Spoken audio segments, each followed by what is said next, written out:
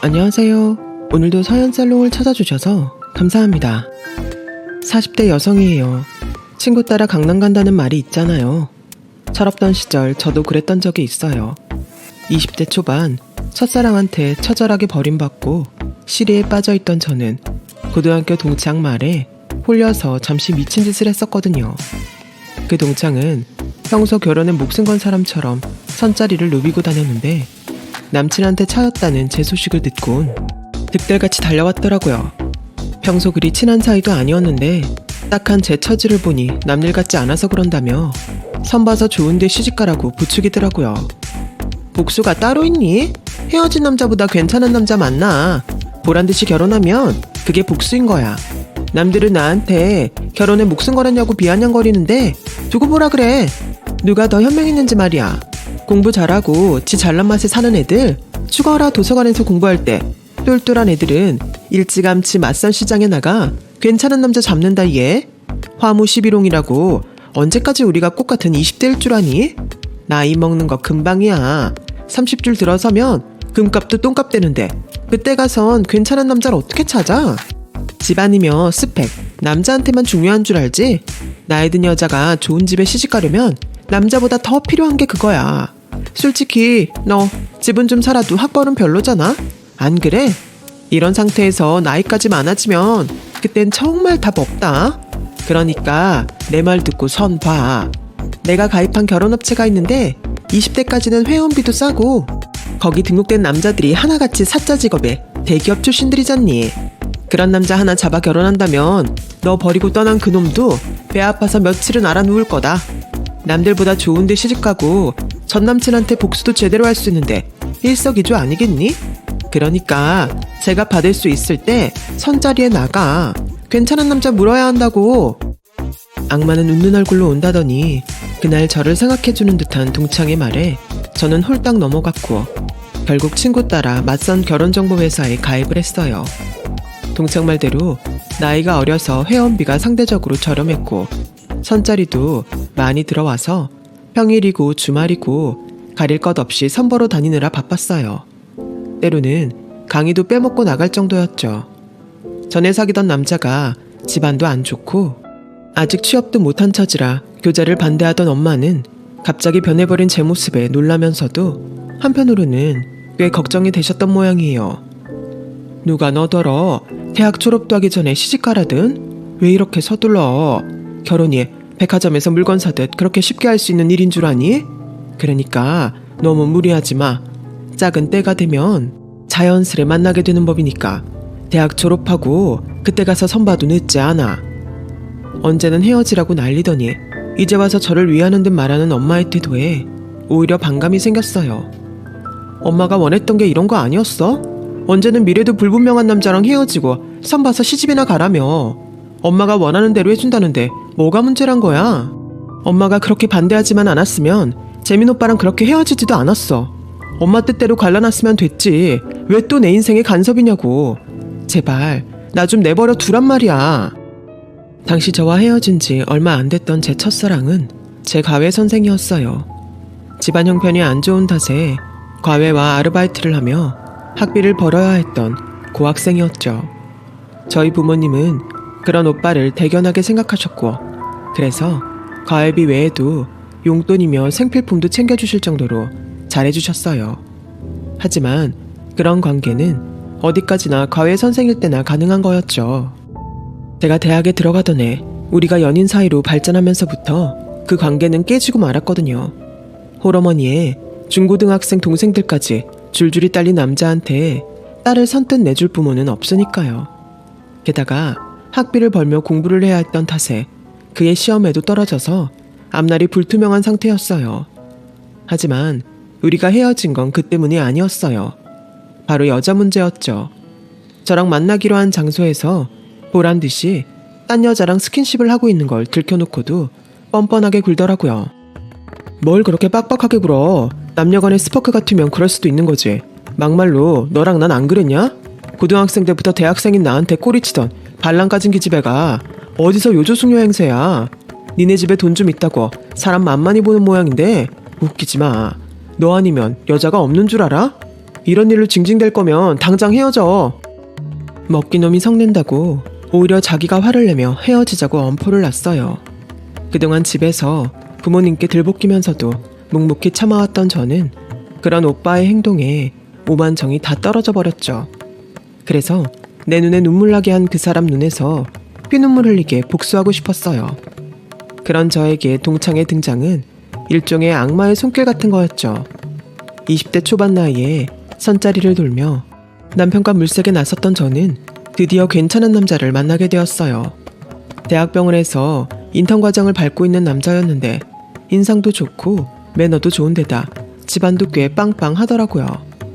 돈이 많아서 그런 게 아니라 명성 있는 교육자 집안이라서 유명한 거였죠. 저희 엄마도 제가 이 집 아들이랑 선을 본다고 했더니 놀라실 정도였죠. 커플 매니저도 그러더라고요. 솔직히 이 남자분은 저희 업체에선 VVIP 등급이시거든요. 제가 아무나 매칭 안 해드려요. 그러니까 한번 잘해보세요. 잘 되면 제 공도 잊지 마시고요.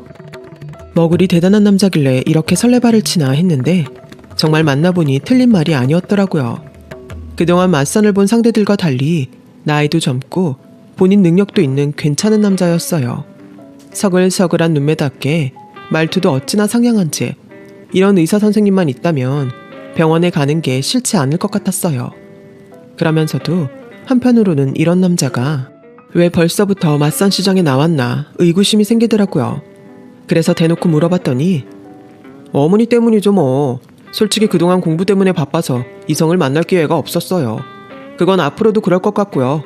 그러니 부모님 입장에선 여자를 만나야 장가를 보낼 텐데 통 연애할 생각도 안 하니 얼마나 답답하셨겠어요. 그래서 연애 건너뛰고 마땅한 혼처를 찾아서 결혼시키자 생각하신 거죠. 어차피 결혼은 집안 대 집안이 하는 거니까 시간 들여 사귀면서 알아가는 것보다 애초에 알고 시작하는 게 시간도 절약되고 낫겠다 싶었어요. 그래서 어머님 뜻에 따르기로 한 거죠. 이제 궁금증은 해소됐나요? 이번엔 제가 물어봐도 될까요? 21살이면 결혼은 이른 나이인데 왜 맞선 자리에 나오게 된 거죠? 부모님 닭달 때문인가요? 상대가 솔직하게 말해주었는데 저만 거짓말을 할 수 없어서 있는 그대로 다 말해주었어요. 그랬더니 처음 본 맞선 상대한테 털어놓기 힘든 말인데 거짓말 않고 솔직히 말해줘서 고맙다고 하더군요. 병원에서 호출이 오는 바람에 바로 돌아가야 해서 그날 만남은 불과 20분 남짓뿐이었지만 그래도 서로에 대한 호감은 충분히 나눌 수 있는 시간이었어요. 그래서 앞으로 결혼을 전제로 만나보기로 했어요. 그리고 며칠 뒤 제 휴대폰으로 낯선 번호로 전화가 왔어요. 제가 맞선 본 남자의 엄마였죠. 아들을 통해 제 얘기를 들었다며 저를 만나보고 싶다고 하더라고요. 이런 말 내 입으로 하긴 그렇지만 우리 애가 병원 일로 한창 바쁠 때라서 실례인 줄 알지만 내가 나서게 됐어요. 길게 시간 끌어 좋을 거 없잖아요. 업체를 통해 양가 집안에 대한 정보도 이미 파악된 마당에 더 따질 것도 없고요. 안 그런가요, 민정씨? 전화로 길게 말할 거 없이 일단 직접 만나서 얘기부터 나눠요. 이번 주 주말에 시간 어때요? 그렇게 저는 맞선 본 그 주 주말에 맞선남 집에 가게 되었어요. 친구 집 가듯 편하게 갈 수 있는 자리가 아니라서 엄마한테 부탁해 값비싼 선물도 들고 갔죠. 예비 시어머니께서 보내주신 주소로 갔더니 오래된 단층 아파트더라고요. 엘리베이터도 없는 5층짜리요. 서울에 아직 이런 곳이 있나 싶을 정도로 동네가 많이 낙후돼 보였어요. 하필 예비시댁이 5층이라 무거운 선물꾸러미를 들고 낑낑대며 한참을 걸어 올라가야 했죠. 문 앞에서 복장을 정비하고 벨을 눌렀는데 한참이 지나서야 문이 열리더라고요. 그런데 사람은 안 나오고 집안에서 목소리만 들리지 뭐예요. 문 열렸으니까 들어와요. 얼떨떨한 기분으로 문을 열고 안으로 들어갔더니 세상에 거실 한가득 배추가 쌓여있지 뭐예요. 수북이 쌓인 배추 너머에서 얼굴만 삐죽 내민 예비 시어머니는 제게 다짜고짜 손을 씻고 오라고 했어요. 그리곤 기도 안 차는 일이 벌어졌죠. 어디 앉으란 말도 없이 고무장갑을 척 던지더니 김치속을 넣으라고 하더라고요. 어차피 우리 집 사람 될 사이인데 좀 일찍 가풍을 익히는 것도 나쁘진 않을 거예요. 내가 속까지 다 버무려 놨으니까 앉아서 배추 속에 속 좀 넣어요. 너무 많이 넣으면 짜니까 켜켜이 얇게 문지르듯 넣어요. 시종일관 제게 고상한 말투로 존대를 해주셨지만 결과적으로는 몸종 부리듯 그 집 김장을 담그는 일이었어요. 딴에는 꾸미고 간다고 하얀 스타킹에 샤넬풍 아이보리 투피스를 입고 간 탓에 온몸에 양념이 묻어서 엉망이 되었지만 그렇다고 화를 내거나 자리를 뜰 수도 없었어요. 당시에 제 나이는 고작 21에 불과했기에 그렇게 당찬 일을 벌일 용기가 없었거든요. 지금이라면 물론 얘기가 다르지만요. 도대체 몇 폭이나 되는지 가늠도 안 될 만큼 많은 배추더미 속에서 저는 파김치가 될 정도로 김치속을 넣었고 베란다 창너머로 오렌지빛 노을이 질 때가 돼서야 끝이 났어요. 만신창이가 된 저는 금방이라도 쓰러질 것 같았어요. 그런데도 힘드냐는 말 한마디 없이 저한테 일머리가 없다고 타박 아닌 타박을 하시지 뭐예요. 그것도 아주 고상한 말투로 말이죠. 민정씨는 집에서 곱게 자랐나 봐요. 김치 속 넣은 게 하나같이 미친년 꽃다발 같네. 이래서야 시집가서 시어머니 사랑을 받겠어요? 못 받겠어요? 앞으로 많이 분발해야겠다. 일단 오늘은 돌아가세요. 민정씨 손끝이 여물지 않아서 일을 더 시켰다간 이번 김장 망치겠네요. 보내주신 선물은 아주 잘 받았다고 어머님께 전해주세요. 4시간 넘게 일만 하다 물 한 잔 못 얻어 마시고 쫓겨나다시피 그 집을 나왔어요. 얼이 빠진 상태로 주차장에 세워둔 제 차에 올라탔는데 그 순간 닭똥 같은 눈물이 뚝 떨어지더라고요. 내가 도대체 여기서 뭘 하고 있는 건지, 그깟 결혼이 뭐라고 이런 대접을 받아야 하는 건지 기가 막히고 속상한 마음뿐이었어요. 그래서 맞선남한테 전화를 했더니 응급 콜이 들어왔다며 제 얘기도 안 듣고 전화를 끊더라고요. 그래서 이딴 결혼 안 하고 만다는 생각으로 이후 맞선남한테 오는 전화도 안 받고 연락을 끊었어요. 그렇게 2주쯤 지났을까요? 저희 집으로 전화가 한 통 왔어요. 엄마는 수화기를 붙들고 한참 얘기를 나누시더니 저를 부르셨어요. 그리곤 수화기를 남기셨죠. 받아보니 예비 시어머니더라고요. 아무리 생각해도 그날 자신이 결례를 범한 것 같았으며 만나서 사과하고 싶다고 하더라고요. 내키진 않았지만 엄마가 등 떠미는 바람에 약속 장소로 나가기로 했어요. 문자로 보내주신 레스토랑으로 갔더니 세상에 웬 사모님 무리가 앉아서 식사를 하고 있지 뭐예요. 예비 시어머니도 함께 말이죠. 제가 다가가자 예비 시어머니는 일행들한테 제 소개를 하셨어요. 우리 애랑 결혼할 며느리예요. 식도 올리기 전인데 이렇게 며느리 노릇을 톡톡히 한다니까요. 오늘만 해도 굳이 어머님 친구분들께 식사 대접해드리고 싶다고 바쁜데도 와줬지 뭐예요. 우리 애가 처복이 있다더니 그 말이 딱인 것 같아요. 사과한다고 나오라더니 진짜 목적은 밥값 계산하라는 거였어요. 이런 상황도 모르고 예비 시어머니 지인들은 하나같이 의사 아들을 둔 덕이 아니겠냐며 엉뚱한 그 집 아들 칭송을 하더라니까요. 초록은 동색이라더니 다 똑같은 인간들 같았어요. 그렇게 지인분들이 돌아가고 저와 단 둘이 남은 예비 시어머니는 제 손을 꼭 잡으시며 그러더군요. 민정씨도 우리 집에 와봐서 알겠지만 뼈대 있는 가문이면 뭐해요. 사는 형편이 그 모양인데 그동안 지인들한테 늘 얻어먹기만 하고 변변히 밥 한 번 산 적이 없어요. 그래도 잘난 며느리 드리는 마당에 나도 남들처럼 생색 한번 내보자 싶어 대도 않는 시어머니 흉내 좀 냈어요. 민정씨가 넓은 마음으로 이해해줘요. 눈시울을 붉히시며 이러시는데 머리론 용서가 안 되면서도 마음이 동해서 뭐라고 화도 낼 수 없더라고요. 그래서 아빠 카드로 거액의 식사비를 지불하고 차로 집까지 모셔다 드렸어요. 집에 와서 그 얘기를 했더니 엄마는 썩 기분에 내키지는 않았지만 오죽하면 그랬겠냐며 이해하자고 하시더라고요. 맞선을 본 지 한 달이 되도록 저는 데이트는 한 번도 못하고 예비 시댁에 불려다니기만 했어요. 기껏 데이트 약속을 잡아도 응급콜이 들어와서 약속을 깨기 일쑤였고 그나마 얘랑 얼굴이라도 한번 보려면 하루 종일 병원 로비에 죽치고 앉아서 춘향이 이몽룡 기다리듯 기다려야 했어요. 그래봐야 5분 남짓 보는 게 다였지만요. 반면에 예비 시모랑은 일주일에 서너 번은 좋게 보는 사이가 됐죠. 마트에 장을 보러 갈 때면 의뢰 저를 불러 계산을 맡기셨고 집까지 차로 모셔다 드리는 기사 노릇까지 시키더라고요.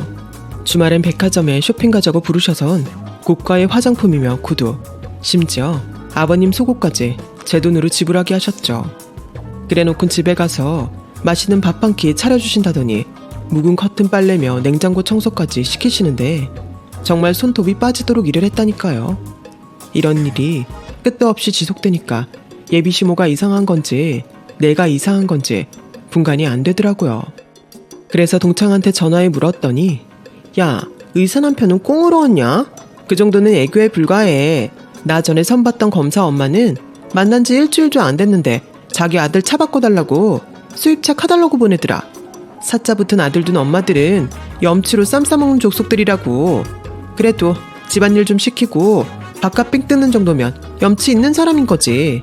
꾹 참고 결혼해서 시댁이랑 영 끊고 살면 되잖아. 그때까지만 참아. 의사 부인 되는 건데 그 정도도 못 참니? 전화를 끊고 침대에 누워 생각해보니 애초에 내가 이 세계에 발을 잘못 들인 것 같아 후회가 밀려왔어요. 그놈의 복수가 뭐라고 의사 남편 얻겠다고 이런 꼴을 당하나 싶고 그런 걸 애교로 받아들이라는 동창의 말도 역겹기만 했거든요. 하지만 발을 빼기에 너무 멀리 온 것 같아서 멈출 수도 없었어요. 저희 부모님은 친척들과 지인들한테 의사사위 드린다고 자랑을 해놓은 상태였고 저 역시 학교에 소문이 파다하게 퍼져서 빼도 박도 못할 상황이 되었거든요. 그렇게 질질 끌려다니며 3년이란 시간이 흘렀고 그러는 사이 저는 대학을 졸업했어요. 얘랑 역시 인턴 과정을 무사히 마치고 동병원에서 레지던트 과정을 밟게 되었어요. 전보다는 덜 바빠졌지만 그래도 여전히 데이트할 시간은 충분치 않았어요. 농담처럼 신혼여행이나 가야 둘이서 붙어있는 시간이 있을 거란 말을 할 정도로 말이죠. 예비시모는 아예 저를 전용 기사처럼 부리며 공짜 지갑처럼 썼어요. 결혼도 안 한 상태에서 2년 넘게 저를 며느리라고 부르며 부려먹으면서도 결혼 날짜를 잡자는 얘기는 좀처럼 하지 않으셨죠. 졸업 전에는 제가 학생 신분이라 그런가 보다 생각했었는데 졸업을 하고도 그런 말이 없으니 초조했어요. 특히 저희 부모님이요. 아니, 선보고 교제한 지도 2년 넘게 지났는데 왜 아직도 시골리자는 말이 없다니? 그이가 바빠서 그렇지 뭐. 데이트할 시간도 없는데 결혼식을 어떻게 하겠어? 아이고, 누가 들으면 이 나라 환자는 김서방이 다 맡아보는 줄 알겠다. 남들도 다 하는 결혼 왜 지만 바쁘다고 생색이라니? 너도 그래. 어머님 하면서 시어머니 꽁무니만 쫓아다니지 말고 식은 언제 올리냐고 좀 물어봐. 백날 첫날 죽어라 며느리 노릇만 하다가 종칠 거야. 그진 일 쫓아다니느라 취직도 못하고 이게 뭔 꼴이라니. 아우 답답해. 한창 동기들이 취업 준비를 할 때도 예비 시어머니 호출에 달려나가야 했던 저는 좋은 취직 자리 다 놓치고 겨우 체면치레 할 정도의 회사에 취직할 수 있었어요. 그나마도 면접을 앞두고 어머님한테 호출이 오는 바람에 하마터면 면접도 못 보고 취업 기회를 날릴 뻔했어요. 그날을 생각하면 아직도 목 뒤에서 식은땀이 흐르는 기분이라니까요. 예비시댁의 답답한 행보에 저 역시 불안하기만 했던 터라 이번엔 무슨 일이 있어도 확답을 받아야겠다고 생각했어요. 그래서 어머님 호출을 받고 댁으로 간 김에 차에서 슬쩍 결혼식 운을 띄웠더니 대뜸 올해는 집에 삼재가 끼어서 안 되니 삼재 나가고 나서 얘기하자고 하시더라고요. 그래서 삼재가 언제 끝나냐고 물었더니 3년 뒤라는 거예요. 말이 3년이지 시간 금방 간다. 그러니까 그때까지 죽어라 이래서 승진할 생각이나 해. 설마 너 의사 남편 믿고 결혼하면 냅다 회사 그만둘 생각하는 거 아니지? 예전엔 내조 잘하는 여자가 남편 출세시켰다지만 요즘은 다르다. 능력 있는 여자가 남편 출세도 시키고 가정도 제대로 꾸리는 거라고. 막말로 집에서 노는 아내랑 사회에서 인정받는 아내랑 누가 더 매력이 있니? 그러니까 너도 자기계발 좀 해. 쉬는 날 굴러다닐 생각만 하지 말고. 내 딸이 너처럼 설렁설렁 직장생활했으면 난 가만 안 뒀다. 다 네가 내 딸 같아서 하는 말이다. 아니, 쉬는 날 아침 대바람부터 전화해선 여기고 저기고 데려다 달란 사람이 누군데 이러시는 건지. 말이 좋아 자기계발이지 한마디로 자기 아들 등골 빼먹을 생각 말고 벌어가며 시댁에 충성하란 소리잖아요. 그간 쌓인 게 하도 많아서 어머님이 무슨 말을 해도 곱게 들리지 않았어요. 그렇게 불만이 쌓여가던 어느 날 드디어 올 것이 오고야 말았어요. 2주 전부터 얘랑과 교회로 드라이브를 나가기로 약속한 날이었죠. 약속 시간을 2시간 앞두고 갑자기 병원에 일이 생겼다며 나중에 보자고 하지 뭐예요. 하도 자주 있는 일이라서 친구랑 간만에 영화를 보러 가기로 했어요. 예매를 안 하고 나온 탓에 관람이 가능한 시간까지 텀이 생겨버렸죠. 마침 친구한테 무료 호텔 브런치 쿠폰이 있어서 함께 호텔로 갔어요. 주말 오후라 그런지 호텔 라운지는 선을 보러 나온 사람들이 꽤 보였어요. 나도 한때 저런 때가 있었지 하며 지나치려는데 글쎄 그중 한 테이블에 얘랑이 있지 뭐예요. 웬 여자랑 선보는 분위기로 말이에요. 가까이 가서 봤더니 세상에 그 상대가 바로 제 동창인 거예요. 몇 년 전 저를 결혼정보회사에 가입하게 만들었던 바로 그 동창이요. 둘 사이에 얘기가 잘 진행되고 있는지 두 사람 사이에 웃음꽃이 피더군요. 저는 다가가 얘랑의 이름을 불렀어요. 그랬더니 귀신을 본 것처럼 화들짝 놀라며 벌떡 일어서더군요. 동창도 저를 보고 눈이 동그래졌고요. 진짜 웃기지도 않네. 여기가 병원이야? 그럼 저 앞에 앉은 여자는 자기 환자고? 지난 3년 동안 결혼 미뤄가며 사람 피말리더니 나 몰래 뒤에서 선보고 다녔던 거야? 니네 엄마가 날 종부리듯 집안일 시키고 기사로 불어먹는 동안. 니네 엄마는 몰라도 넌 믿었는데 어떻게 날 감쪽같이 속일 수가 있어? 그러자 얘랑은 오해라며 자기 앞에 앉아있는 사람은 대학 동기라고 제가 오해하는 거라고 했어요. 오해 같은 소리 하고 있네. 제가 네 대학 동기라고? 이게 진짜 제 여대 나왔어. 내 고등학교 동창이라고. 그래도 네 대학 동기라고 할래? 긴 말 필요 없어. 우리 깨끗하게 정리하자. 너 같은 걸 믿고 3년이나 니네 집 종노릇한 내 품삯 내놔 이 자식아. 니네 엄마가 구질구질하게 밥값이며 마트에서 내 카드 긁어 장본 돈, 철마다 옷이며 구두, 니네 아빠 빤스까지 사들인 내 카드값, 날 기사로 불어먹은 인건비, 기름값까지 전부 뱉어내. 안 그랬다간 니네 병원 홈페이지에 추잡한 니네 집구석 얘기 구구절절 올라갈 테니까. 그러자 얘랑이 코웃음치며 말했어요. 그러게 누가 그러고 살래? 네가 의사 부인 돼보겠다고 우리 엄마 꽁무니 쫓아다니며 종로를 탄 거 아니야. 네 스스로 한 짓을 왜 나보고 갚으래? 솔직히 너도 좋았잖아. 친구들 앞에서 의사 부인 될 거라고 어깨에 힘주고 살았잖아. 안 그래? 그랬으면 그 정도 돈은 쓸 수 있잖아. 그래놓고 뭐가 억울하다고 이 난리를 치는 건지 난 모르겠는데? 뻔뻔한 얘랑의 모습에 주먹이 바르르 떨릴 정도로 화가 났어요. 하지만 어찌된 영문인지 온몸이 꽁꽁 얼어붙은 것처럼 꼼짝도 할 수 없더라고요. 그런데 그때였어요. 제 뒤에서 누군가 튀어나와 얘랑의 얼굴에 주먹을 날렸어요. 놀라서 쳐다보니 오래전 제 첫사랑 과외 오빠더라고요. 쓰레기 같은 새끼, 그걸 말이라고 해? 결혼할 여자를 두고 선보러 나온 놈이 어디서 큰 소리야? 의사? 너 같은 새끼는 의사 노릇할 자격도 없어.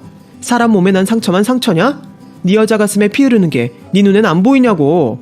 3년이나 남의 인생 휘둘러 놓고 어디서 뻔뻔하게 개소리를 짓거려.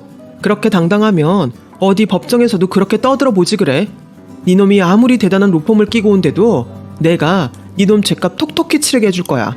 너뿐만 아니라 니네 엄마도 그렇게 될 테니까 준비 단단히 하라고 전해. 오빠는 제 손을 잡고 데리고 나갔어요. 그리고는 엘리베이터 안에서 우리가 헤어지던 날에 진실을 들려주었어요. 사법고시에 떨어지고 취업도 못한 상황에 더는 저를 잡고 있기 미안해서 일부러 친구한테 부탁해 거짓 상황을 꾸몄던 거더라고요. 사법고시에 붙고 저를 찾아왔을 땐 제가 의사랑 결혼을 앞두고 있다고 해서 발길을 돌릴 수밖에 없었다고요. 4년 전 솔직히 말하고 기다려달라고 할 걸. 그놈 자존심 때문에 억지로 저를 떼어버린 걸 하루도 후회하지 않은 적 없었다고 말이죠. 제가 저런 놈을 만나 고생한 것도 다 자기 잘못 같다고 말이에요. 그런 오빠 앞에서 오빠한테 복수를 하려고 이 모양 이 꼴이 됐다는 말은 차마 할 수 없었어요. 그러면 오빠가 더 힘들 것 같았거든요. 이후 저는 오빠의 도움으로 얘랑을 상대로 혼인빙자 사기죄로 소송을 걸었어요. 그러자 예비 시어머니가 제게 연락을 해왔더라고요. 그동안 자기가 쓴 제 카드값과 위자료를 줄 테니 제발 소송을 취하해달라고 부탁하더군요. 병원에 소송이 알려지면 자기 아들은 얼굴 들고 병원에 못 나간다며 울고불고 하는데 하마터면 악어의 눈물에 속을 뻔했지 뭐예요. 다행히 옆에서 통화 내용을 같이 듣고 있던 엄마가 제 손에 들린 수화기를 빼서 쌍욕을 해대자 예비 시어머니도 이에 질세라 같이 욕설을 내뱉는 걸 보고서야 정신이 확 들었거든요.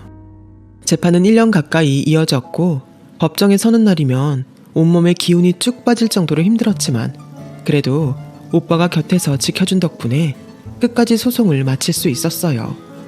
승소 판결을 받고 그동안 그 집에 뜯겼던 돈과 위자료까지 받고 나니 내가 얼마나 한심한 짓을 벌인 건지 그제야 실감이 나더라고요. 그 재판을 계기로 저는 오빠와 다시 시작하게 되었고 결혼도 하게 되었어요. 요즘도 오빠는 자신이 불리한 일이 생기면 그날 일을 들먹이며 저를 놀리곤 하는데요. 어쩌겠어요. 지은 죄가 있으니 당할 수밖에요. 철없던 시절 친구 따라 강남 갔다가 크게 혼나고 제자리로 돌아온 저는 두 아들을 키우며 잘 살고 있답니다. 지난날의 과오를 바탕으로 다시는 헛된 꿈을 꾸지 않으려 제 자신을 채찍질하면서 말이죠. 크게 당하고 얻은 지금의 행복을 앞으로도 잘 지켜나가겠습니다. 지금까지 제 사연을 들어주셔서 감사합니다. 여러분의 자리에서 최고의 행복을 지키며 잘 살아가시길 진심으로 바랍니다.